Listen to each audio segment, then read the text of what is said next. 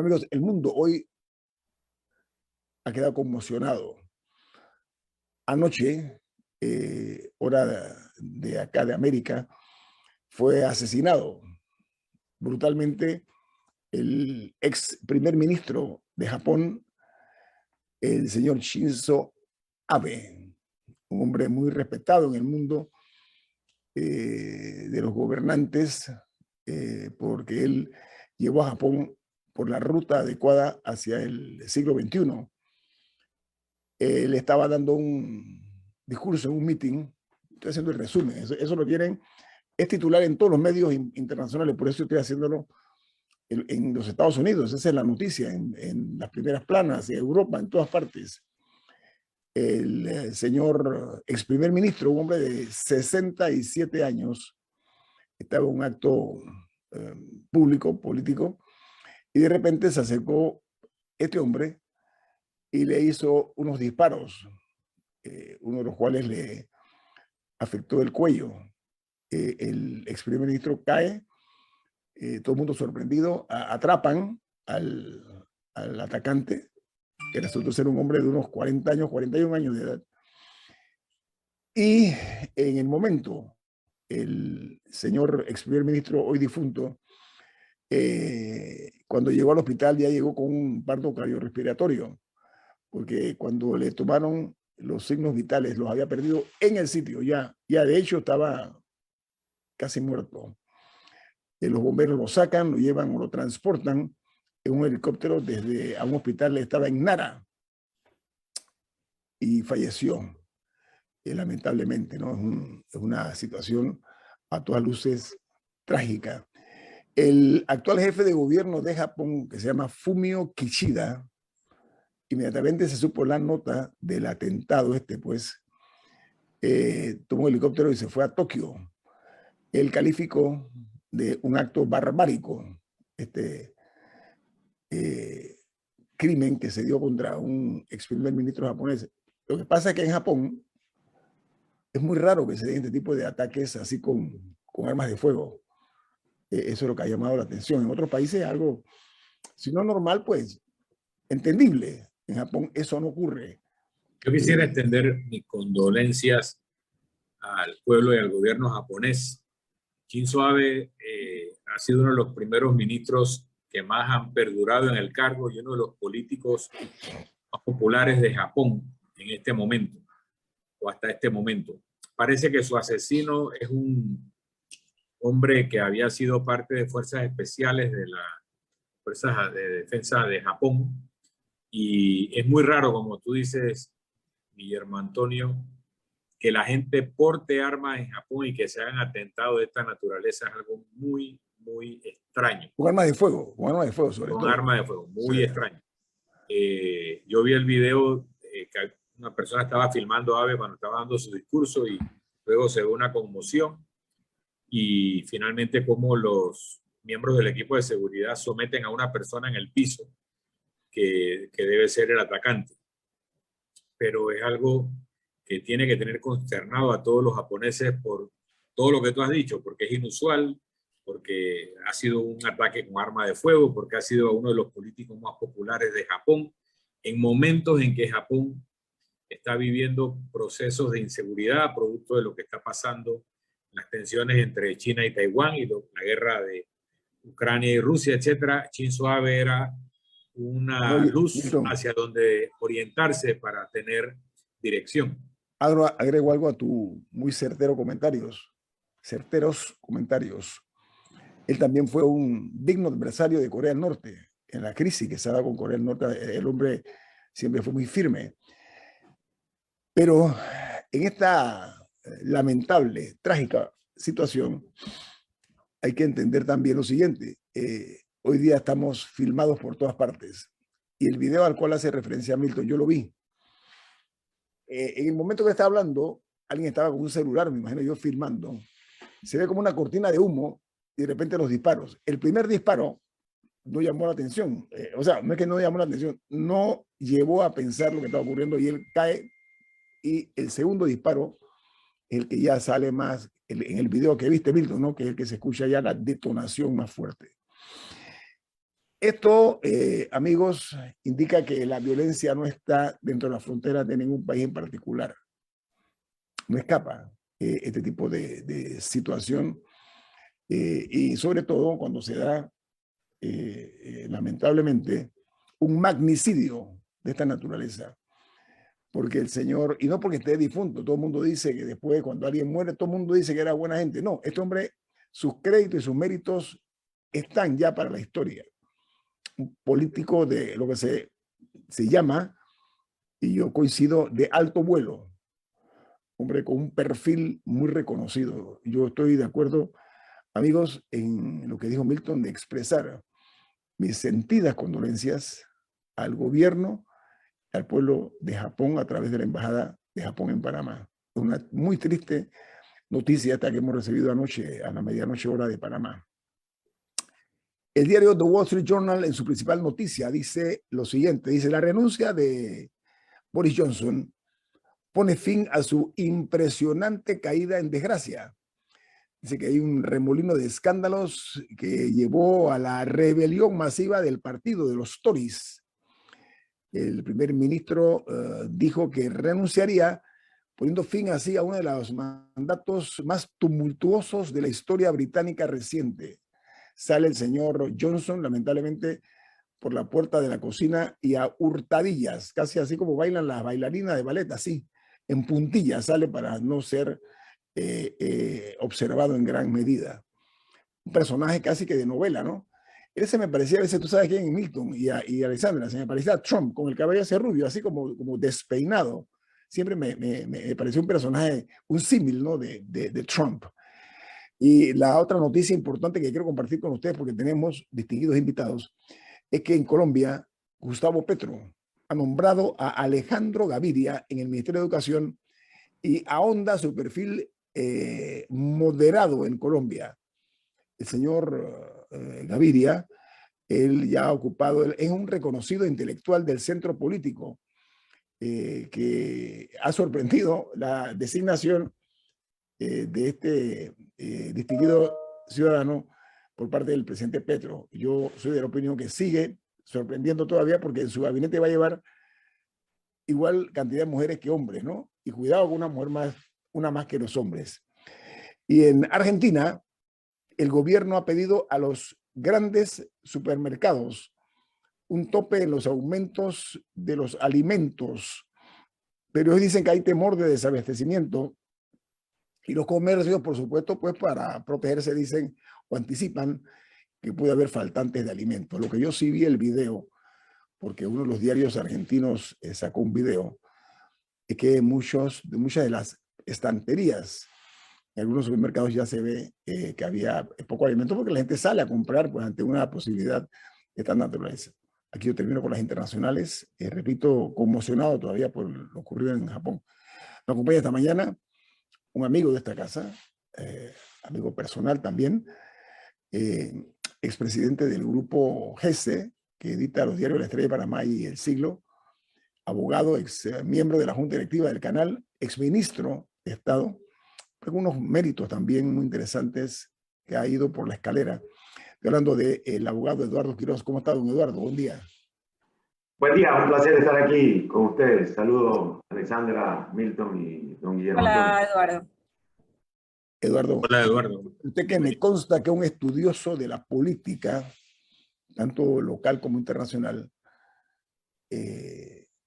voraz leedor, me consta, hemos tenido charlas interesantes. ¿Cómo interpreta usted este crimen horrendo que se ha dado en Japón en cuanto al asesinato del ex primer ministro de ese país, Shinzo Abe? Coincido con mucho de lo que han comentado ustedes temprano, de que es algo completamente alejado de la tradición del pueblo japonés. Sin embargo, en lo que amerita el análisis que me pides, creo que su impacto va a ser un impacto internacional muy, muy potente. Yo veo en un mundo convulsionado, donde ya hay una guerra que dura varios meses y que no se ve que va a tener final, en la que las potencias mundiales pareciera que no terminan de afinar claramente cuál es la forma de guiar al mundo en esta enorme crisis que se va expandiendo a lo largo de los países.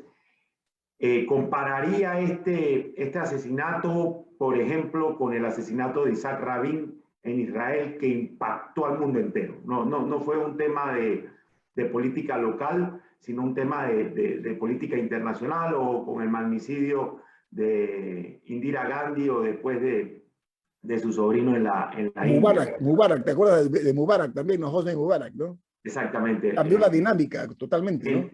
En el sentido del impacto y de la afectación que le da al ambiente internacional.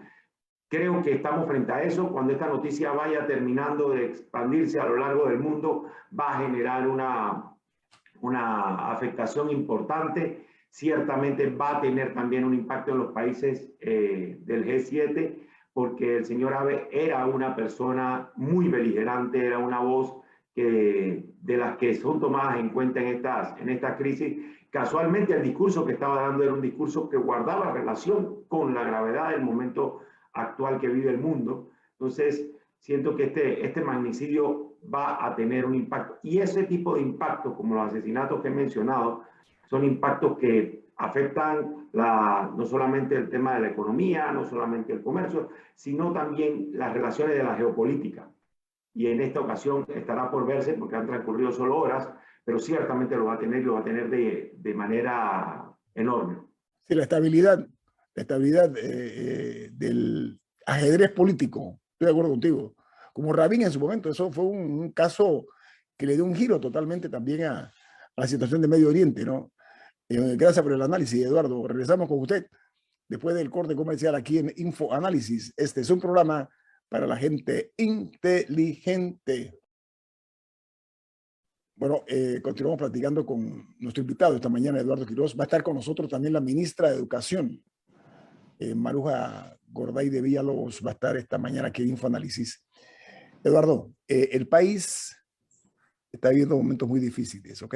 Vamos, lamentablemente, de tropiezo en tropiezo, de situaciones que realmente son delicadas. Ayer fracasó, de acuerdo a lo que han dicho los gremios magisteriales, la negociación con el gobierno para levantar el paro, y lo han llevado ya al grado de indefinido, como lo han definido ellos, porque ellos denunciaron que el Ejecutivo había puesto como condición para bajar el costo del combustible y la eliminación de algunos, el costo de la vida, habían propuesto negociarlo a través de la eliminación de algunos programas sociales del Estado, no del gobierno, programas del Estado, y esa petición fue rechazada contundentemente por los gremios, lo cual aleja entonces una posibilidad, una solución a corto plazo, porque dice que no recibieron respuesta directa. ¿Cuál es, no únicamente su opinión, sino usted como ciudadano, el ciudadano Eduardo Quiroz, qué propondría en este caso? Hay una realidad. El deterioro de la tranquilidad social es algo que no es de la noche a la mañana. Esto es algo que viene construyéndose, que viene dándose de manera continuada. En mi lectura, mi primer acercamiento a lo que ha sucedido en los últimos días va en la dirección de establecer que hay una falencia por parte del gobierno muy grave en anticipar lo que está sucediendo. Una de las responsabilidades más grandes de los gobiernos es poder anticipar las crisis, anticipar los problemas. Conocer por ruta de información privilegiada, cuál es el alcance de determinada protesta o de determinado descontento. Eso por un lado, esa incapacidad de anticipar los problemas es muy grave, porque no implicaría solamente la situación que estamos viviendo en el momento, sino si esto va a seguir creciendo o agrandándose, si hay capacidad de reacción. Lo segundo es el tono y la gravedad del tipo de protesta que se está teniendo. Hace un par de días, y pasó como un poco desapercibido, al ministro de Desarrollo Agropecuario, en la provincia de Chiriquí fue muy duramente cuestionado en una reunión, es más, de una manera hasta irrespetuosa, si se quiere, por parte de quienes estaban ahí, aun cuando pudiesen tener todo el derecho en su protesta. Pero ¿qué autoridad tienen, valga la redundancia, las autoridades para pedir que los ciudadanos no hagamos eso? Si vemos cómo son maltratados en la Asamblea por diputados, en la Comisión de Presupuestos, donde agarraron al ministro y también trapearon el piso con él. Entonces, es una dinámica en la sociedad en la que se está entrando de manera acelerada que también llama a preocupación. Y el tercer punto sería la ausencia de liderazgo por parte del gobierno. El gobierno no está dirigiendo de manera tal las riendas del país que la ciudadanía sienta que a pesar de la gravedad de los problemas que tenemos, hay un norte, hay una orientación, hay una hoja de ruta. Eso generaría tranquilidad. En eso el gobierno ha sido absolutamente ineficiente, si es que pudiese estar manejándolo. Mi recomendación o mi propuesta, como planteas, ante una situación de esta gravedad, es buscar interlocutores. El gobierno no ha sido capaz de generar una conexión de diálogo directo, tiene que generar interlocutores que permitan construir el diálogo. Yo agregaría a lo que muy bien ha dicho Eduardo Quiroz, que hay una desconexión total del gobierno con la necesidad de la gente. Yo creo que por ahí está también la principal falla. Y yo creo que no podemos dejar de mencionar que precisamente hoy, 8 de julio, se cumplen 12 años de esa manifestación violenta, que fue violentamente reprimida en Bocas del Toro. Algunos la han llamado la masacre de Bocas del Toro, donde hubo más de 400 personas heridas y muchos perdieron la vista, y parece que no hemos aprendido nada, ¿no? 12 años después, lo que se está viviendo en la calle es similar, es no escuchar al pueblo en sus necesidades. Yo creo que es lo único que me llama la atención, de esa desconexión, de tratar de ver el tema como si fuera un tema gremial, un tema docente, cuando lo que hay detrás empezó con un tema económico que se ha transformado en un tema político, y una gran incapacidad por parte del gobierno de conectar con esa necesidad, y que al contrario, lo que sigue mandando son mensajes contradictorios de derroche, de amiguismo, de viajes, de lujos, cuando el panameño no tiene la capacidad ni de llenar el tanque de gasolina del carro. Pero ¿sabes qué, Alessandra, Milton y Eduardo?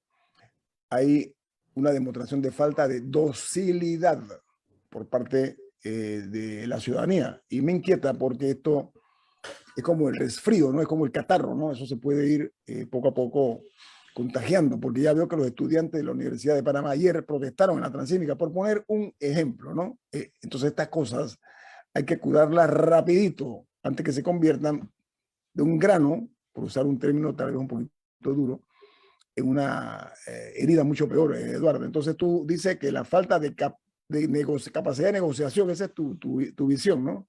No solo eso, sino de poder interlocutar. O sea, cuando se tiene una protesta social como esta, para poder convocar a diálogo y sentarse en la mesa, y que no suceda lo que sucedió ayer, que grupos se paraban de la mesa y dejaban a las autoridades con la palabra en la boca, se tiene que encontrar interlocutores que tengan credibilidad y que tengan confianza para poder generar ese diálogo. Yo coincido con el tema de la desconexión, eso es absolutamente así. Y lo grave es cuáles son lo que ha sucedido que le ha generado a la sociedad la comprensión que hay esa desconexión. En mi lectura, primero, la ausencia de poder anticipar los eventos y que el gobierno sea un orientador. ¿Quién puede reclamar al gobierno de Panamá o a cualquier gobierno el incremento desproporcionado del combustible? Pues yo creo que nadie que tenga dos dedos de frente. Pero lo que sí podemos reclamar es la incapacidad de poder anticiparlo y orientar a la ciudadanía y haber definido con meses de antelación, señores, por aquí va a suceder, esto es lo que va a pasar. Yo, haciendo referencia a la política internacional, bueno, es algo similar a cuando Churchill en medio de la Segunda Guerra Mundial le decía a su pueblo, señores, lo que viene por delante es sangre, sudor y lágrimas. Bueno, ¿dónde está la capacidad de decirle de las autoridades, de decirle al país, señores, esto es lo que viene y estas son las acciones o medidas que vamos a tomar? Se sentiría que hay alguien en control del timón del país.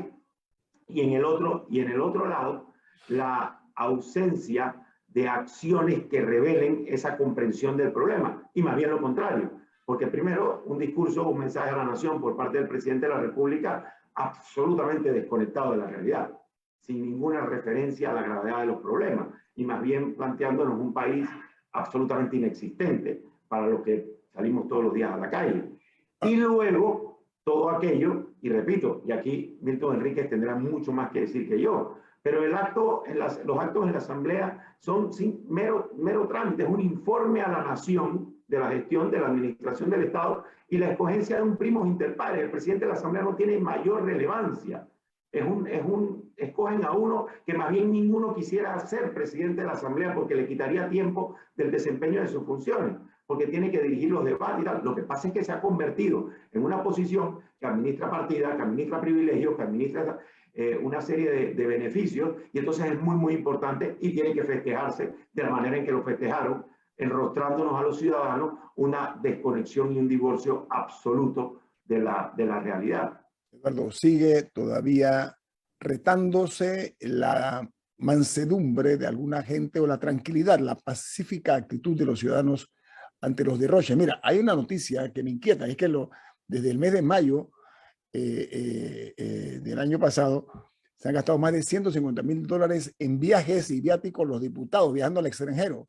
Imagínate tú, o sea, en este momento que hay una crisis económica, yo lo que estoy observando también, lamentablemente, es que han convertido los dineros del Estado como en una piñata de inmoralidad y de corrupción, Eduardo, en lugar de ese dinero disponerlo hacia los problemas que realmente afectan a todos los panameños. No sé por qué esa desconexión. Si son políticos, ¿no? Deben saber al revés cómo manejarse. Y cualquiera podría decir, en el presupuesto del Estado, $150.000 es un granito de arena en la playa. Pero el problema es el mensaje. El problema es la acción de echarle sal a la herida. Esa es la gravedad de este tipo de acciones. Una provocación, puede ser una provocación, Eduardo, ¿no? Es como un acto de provocación. Se termina convirtiendo en una provocación, se termina convirtiendo. Ayer yo pasaba frente a la Universidad de Panamá y veía el despliegue de los estamentos de seguridad. Y decía, en realidad, ¿dónde están las autoridades? Puede ser autoridades hasta universitarias o las autoridades para lidiar con una protesta que en realidad eran unos cuantos estudiantes. La universidad no tiene a nivel presencial esa gran cantidad de estudiantes que tenía en otros momentos, pero no hay capacidad de interlocución. Y cuando cercan la universidad de la manera en que la acercaron, lo que están es echándole sal a la herida para gestionar o provocar ese tipo de acciones. Yo regreso a la importancia de generar interlocutores. Es un momento muy delicado porque este tipo de situaciones sociales se puede acrecentar. Hay quienes apuestan a que no, que en Panamá no hay esa... Esto se sabe cómo comienza, pero no se sabe cómo termina.